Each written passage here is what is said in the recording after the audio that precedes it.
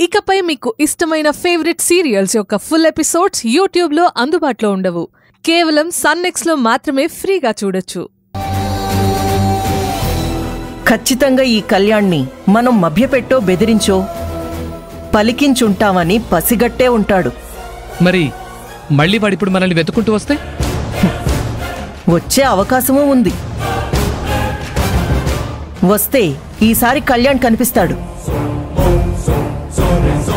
కానీ మన మనిషిలా. అదేలా అమ్మా? వాడు మన మనిషిలో ఎందుకు ప్రవర్తిస్తాడు? వాడి పరిస్థితే వాడి చేత ఆ పని చేయిస్తుంది కాబట్టి. ఆ శివరాం వచ్చి గొడవ చేస్తాడేమో మేడం. చెయ్యని, దాన్ని మనకు అనుకూలంగా మార్చుకుంటాం. వాడు ఎంత గొడవ చేస్తే అంత మనకి పబ్లిసిటీ. ఎలా వార్తల్లో ఉన్నావని కాదు, ఎంత సింపతి గెయిన్ చేసుకున్నావు అన్నది ముఖ్యం. అదే మనకి ఓట్లు రాల్చేది. ఈసారి మీ గెలుపు అంత ఈజీ కాదు మేడం. చాలా మంది మీకు వ్యతిరేకంగా ఉన్నారు. అందుకే ఈసారి కొంచెం ఎక్కువ ఖర్చవుతుంది. రేపు ఎందుకైనా మంచిది, కొంతమంది ప్రెస్ వాళ్ళని మన దగ్గరే ఉంచు. ఎప్పటికప్పుడు తాజాగా మన గురించి వార్తలు చేరాలి.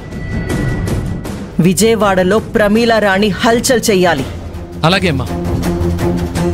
రేపు నామినేషన్కి యూత్ వింగ్ నుంచి 10,000 మందిని ఏర్పాటు చేస్తా. అది మంచి ఆలోచన. మన భీభత్సమైన ఫాలోయింగ్ జనానికి తెలియాలి.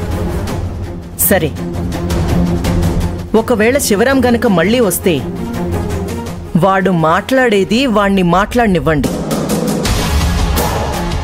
ఎంత మాట్లాడితే అంత మంచిది. అంతా అయ్యాక కామ్గా బయటికి ఈడ్చిపడేయండి. అసలు ఇక్కడి వరకు ఎందుకమ్మా వాడు రావడం? అది ప్లాన్ చేశా.